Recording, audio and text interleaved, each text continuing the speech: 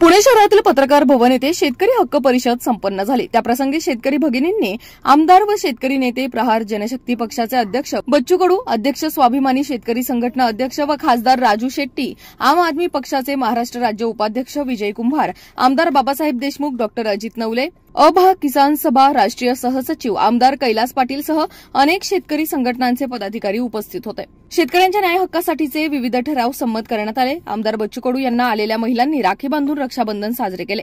सांगली, सातारा, कोल्हापूर, बारामती, सोलापूर, धाराशिव येथून शेकडो शेतकरी व कार्यकर्ते उपस्थित होते।